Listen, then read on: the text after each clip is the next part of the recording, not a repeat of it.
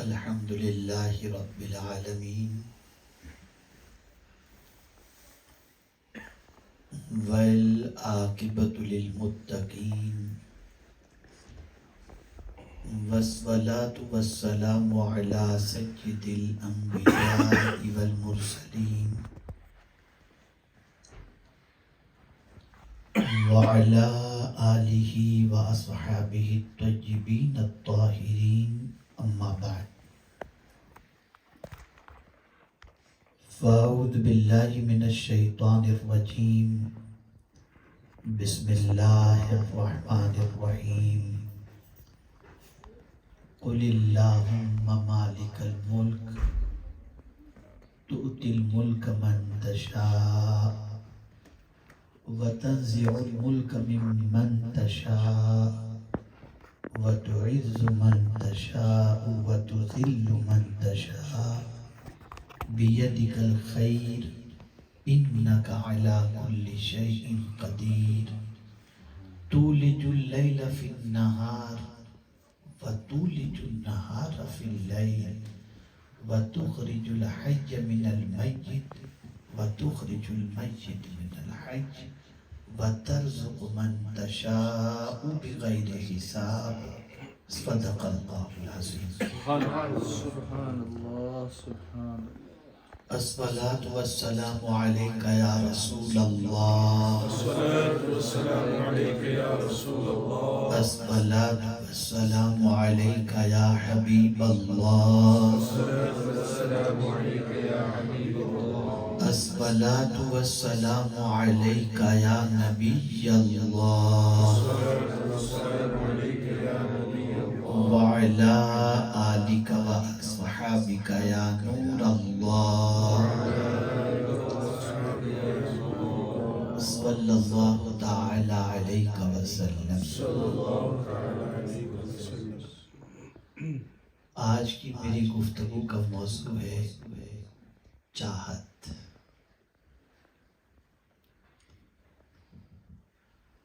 دنیا کا ہر انسان اپنی اپنی کوئی نہ کوئی آرزو نہ کوئی چاہت رکھتا ہے. جس کسی کو دیکھو اس کی اپنی کوئی چاہت ہے، اپنی کوئی آرزو ہے. اور میں یہ سمجھتا ہوں شاید ہی کسی کی کوئی چھوٹی آرزو ہو. جس کسی کی آرزو ہوتی ہے وہ بہت بڑی آرزو ہوتی ہے. لیکن انگلینڈ کی سرزمین ہو، انڈیا کی سرزمین ہو یا دنیا کا کوئی بھی خطہ ہو، اس وقت ایک تصور کے ذہن سے اوجھل ہونے کی بنیاد پر میکزیمم یوتھ، چاہے وہ لڑکا ہو یا لڑکی، وہ ڈپریشن کے شکار ہو رہے ہیں.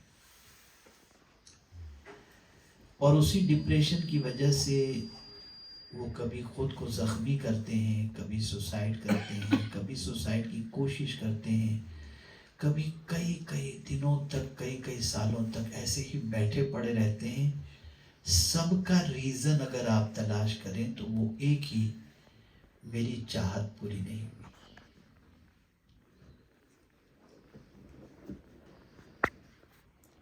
اگر ہم نے قرآن مقدس کا مطالعہ کیا ہوتا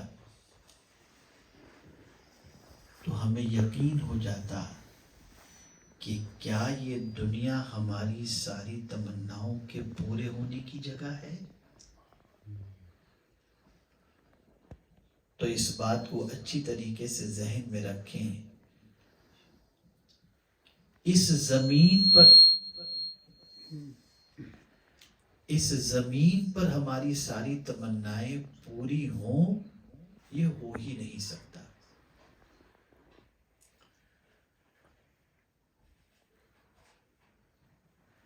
اور یہ بھی ہے کہ اللہ کے وہ برگزیدہ بندے جن کو رب قدیر جل جلالہ نے اپنی محبت و معرفت کی دولت عطا فرما دی، وہ دنیا میں بھی جو چاہتے ہیں اللہ وہ کر دیتا ہے. سبحان اللہ.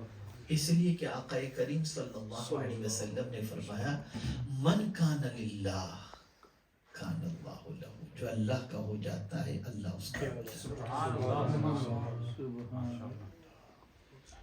اب میں آپ کو تھوڑا سمجھانے کی کوشش کروں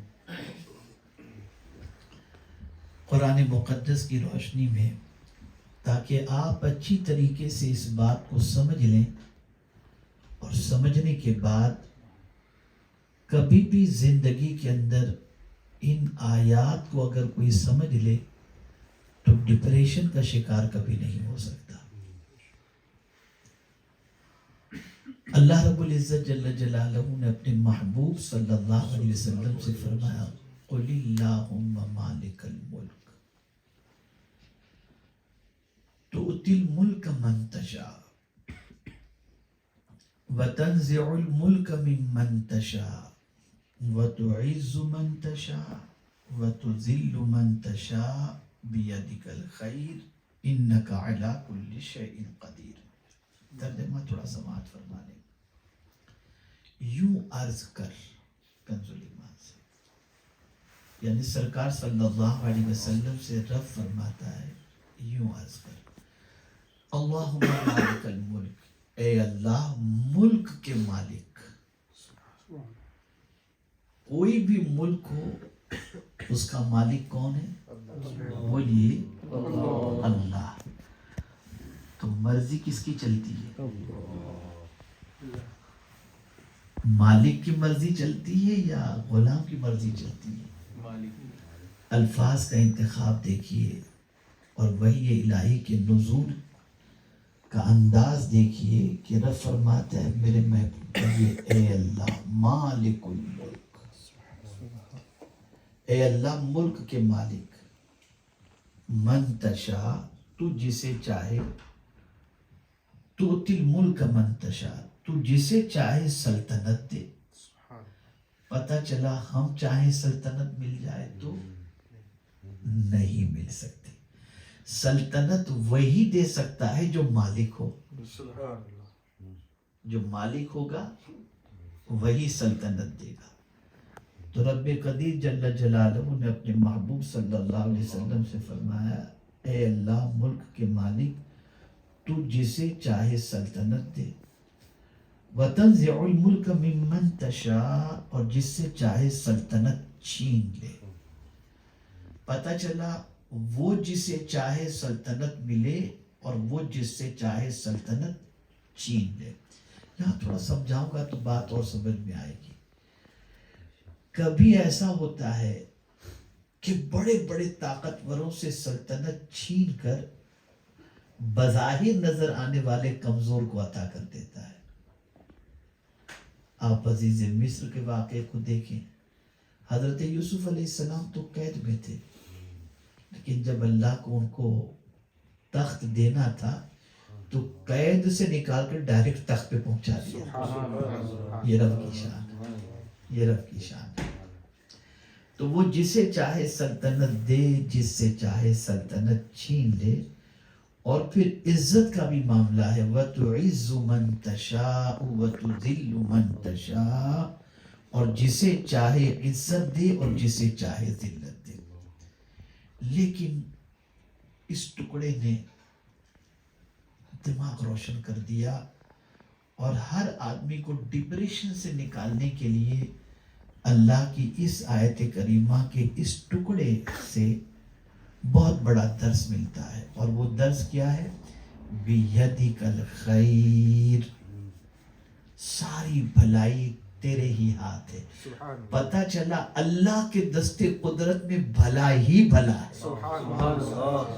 وہ کسی کا برا چاہتا ہی نہیں، وہ سب کا بھلا ہی چاہتا ہے، سب کا بھلا چاہتا ہے۔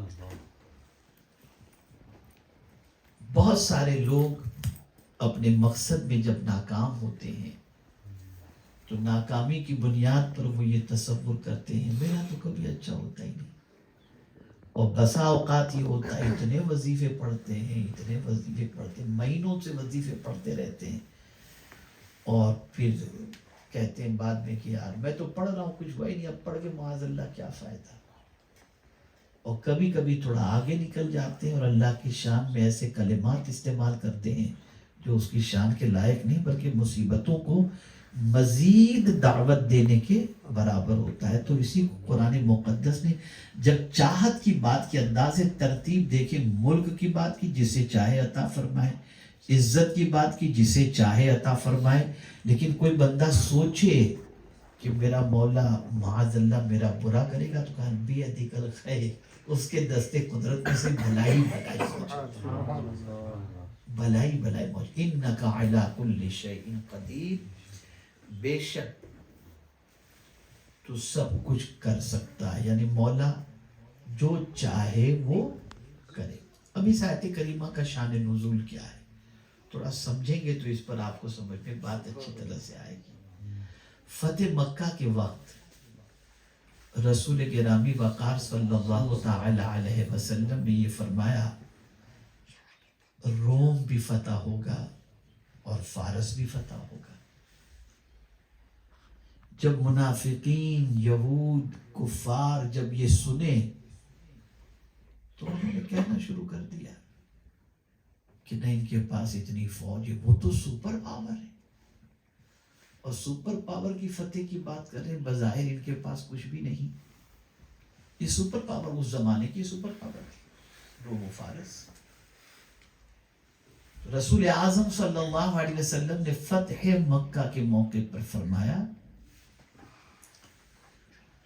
کہ روم بھی فتح ہوگا، فارس بھی فتح ہوگا۔ تو منافقین نے یہ بات، اس پر یہ آیت کریمہ نازل ہوئی، محبوب غم نہ کرو، اللہ جسے چاہے ملک عطا فرمائے، جس سے چاہے چھین لے، اس لیے کہ ساری قوت و طاقت اللہ کے دستے قدرت۔ قرآن کا یہ اسلوب ہمیشہ ذہن میں رکھیے گا کہ اللہ جب کوئی دعویٰ کرتا ہے نا کسی چیز کا، تو دلیل بھی فوراً عطا کر دیتا ہے، اور دلیل اس کی طرف سے ایسی ہوتی ہے جو آرڈینری پرسن کو بھی سمجھ میں آ جائے، ایسی دلیل وہ پیش کرتا ہے۔ تو اب یہاں فرما دیا گیا انک علی کل شیء قدیر، ہر چیز پر وہ قادر ہے، ہر شے پر وہ جو چاہے کر سکتا ہے۔ تو اب دلیل میں فرمایا تولج اللیل فی النہار وتولج النہار فی اللیل، اگر تم اس کی قدرت کو دیکھنا چاہتے ہو کہ وہ جس طرح چاہے ہوتا ہے، تو اب اس کے حوالے سے قرآن کہتا ہے، ایک مرتبہ درود شریف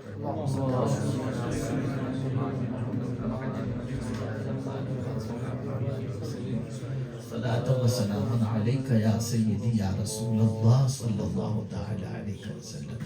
اب وہ اپنی طاقت پر دلیل پیش کر رہا ہے، تولج اللیل فی النہار وتولج النہار فی اللیل، تو رات کا حصہ دن میں ڈالے اور دن کا حصہ رات میں ڈالے، اور مردہ سے زندہ نکالے اور زندہ سے مردہ نکالے، اور جسے چاہے بے گنتی دے۔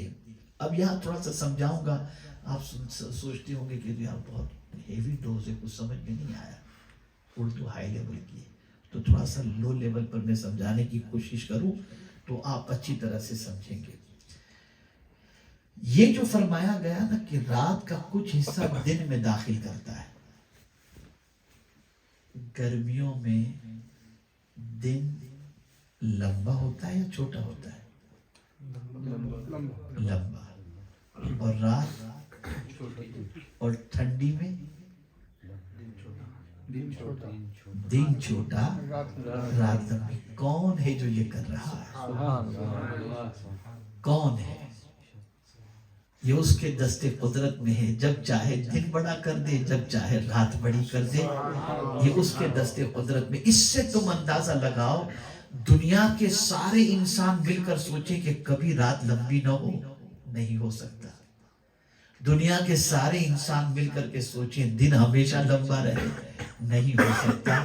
یہ سب کچھ میرے رب کے دستے قدرت میں ہے، جیسے چاہے جس طرح چاہے وہ رات و دن کو بنا لے۔ یعنی سمجھانا انسان کے لیے، اللہ عز و جل کے لیے آسان ہے کہ اس سے تم اندازہ لگا لو۔ یہاں ایک بات اور سمجھ میں آتی ہے کہ ہم ایسی آرزویں کریں جن آرزوؤں کی تکمیل ہونے کا، مکمل ہونے کا کوئی طریقہ ہی نہیں ہے. جیسے مثال کے طور پر امام اعظم ابو حنیفہ رحمۃ اللہ تعالی علیہ کے دور پاک میں ایک بالکل ان پڑھ گنوار شخص آتا تھا اور محفل میں بیٹھتا تھا، لیکن محفل میں بیٹھے ہوئے سب لوگ کویشچن کیا کرتے تھے امام اعظم سے، چپ چاپ بیٹھا رہتا تھا، سنتا تھا، چلا جاتا تھا.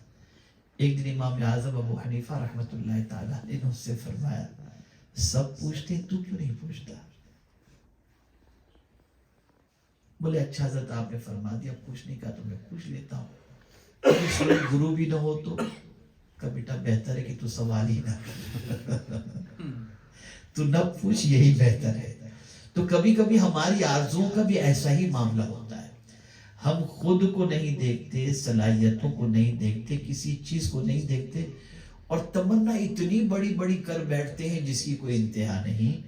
تو یہ بھی بے وقوفی ہوتی ہے. اور دوسری چیز میں آپ کو بتاؤں، ہماری تمنائیں پوری نہ ہو تو ہمیں مایوس نہیں ہونا چاہیے، اس لیے کہ اللہ بہتر جانتا ہے جو ہمارے حق میں بہتر ہے.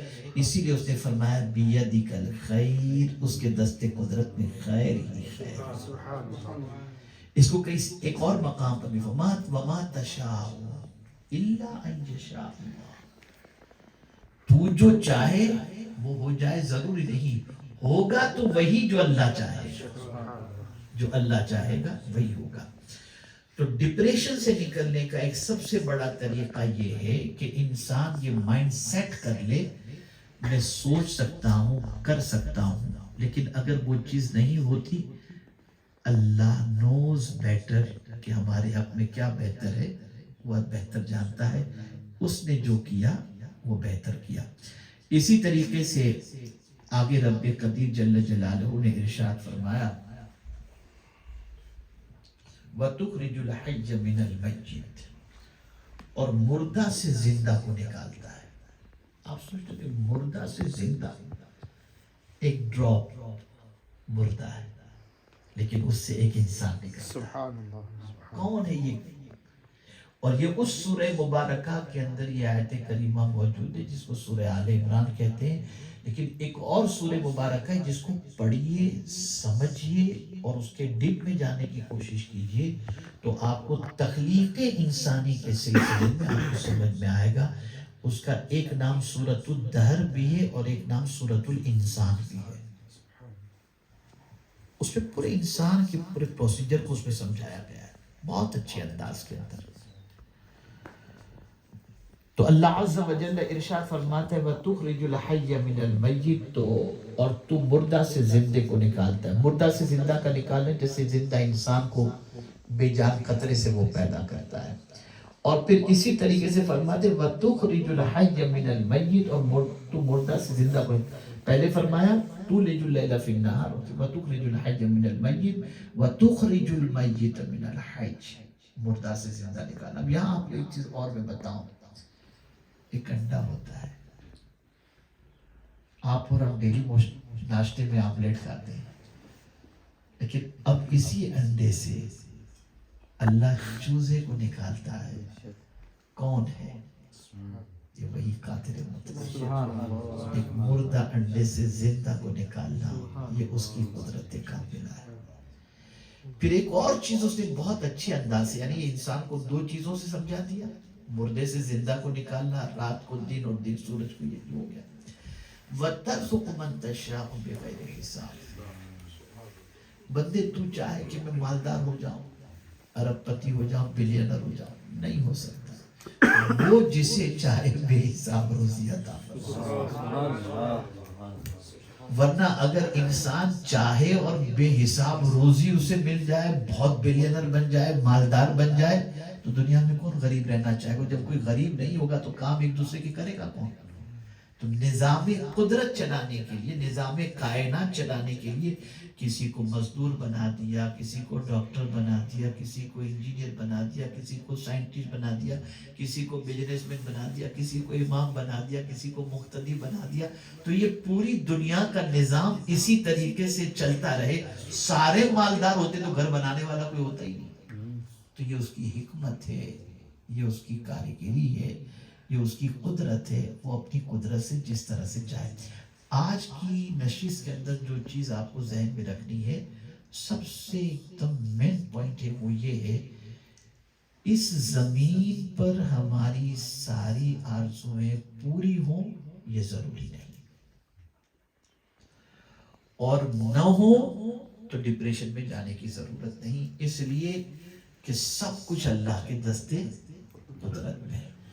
تو کیا مولا کوئی ایسا بھی وقت آئے گا جہاں ہماری آرزویں پوری ہو جائیں؟ کوئی ایسا بھی وقت ہے؟ تو قرآن کہتا ہے ہاں ایک وقت ایسا ہے جہاں رب کچھ نہیں چاہے گا، رب وہی چاہے گا جو بندہ چاہے گا، وہاں بندے کی چاہت تو ہے۔ مولا وہ کون سا وقت ہے؟ تو قرآن کہتا ہے وَلَكُمْ فِيهَا مَا تَشْتَهِي أَنفُسُكُمْ وَلَكُمْ فِيهَا مَا تَدَّعُونَ۔ جنت میں ایسا معاملہ ہوگا وہاں تم جو چاہو گے مولا وہی کرے، تو تمہاری آرزوؤں کی تکمیل کی جگہ جنت، اور اسی لیے وہاں جنت کے بارے میں تو کہا کوئی ایسا لفظ بھی کسی سے نہیں سنو گے کہ تم کو وہاں ٹینشن ہو، وہاں ٹینشن رکھا ہی نہیں گیا، نہ کوئی ٹینشن کی بات ہوگی، نہ کمانے کا ٹینشن، نہ سجدے کا ٹینشن، نہ کھانے کی، یعنی کوئی جو تم چاہو گے، کوئی تمہارے اوپر ڈیوٹی نہیں، آج یہاں سے تم اپنی آرزویں پوری کرو۔ تو میرے پیارے آقا صلی اللہ علیہ وسلم کے پیارے دیوانوں، آج یہاں پر حافظ عرفان کے گھر پر ہم اور آپ موجود ہیں بلیک بن میں، اور چونکہ یہاں آپ کے سامنے آنے سے پہلے ہم لوگ اسی پر ڈسکس کر رہے تھے، تو میرے ذہن میں یہ بات آئی کہ چلو اسی پر کچھ گفتگو ہو جائے تاکہ جو ہے اس محفل کے ذریعے دنیا کے دوسرے لوگوں تک بھی یہ پیغام پہنچ جائے کہ اس زمین پر اگر ہماری آرزویں کبھی پوری نہ ہوں تو ہمیں اپسیٹ نہیں ہونا چاہیے، اس لیے کہ ہم رب کے ماننے والے ہیں، اور یہاں جو رب چاہے گا وہی ہوگا، ہمارے چاہے سے کچھ نہیں ہو سکتا، اور جنت میں جو ہم چاہیں گے مولا وہی کرے گا، اس لیے یہاں آرزویں پوری نہ ہوں تو نہ ڈپریشن کے شکار ہوں، نہ اسٹریس کے شکار ہوں، نہ خود کو ہلاک کرنے کی کوشش کریں، اور یہ بھی سمجھ لیں کہ ہمارے لیے کیا بہتر ہے وہ اللہ سے بہتر کوئی جانتا نہیں ہے، اور وہ اپنے بندوں کے حق میں بہتر ہی کرتا ہے۔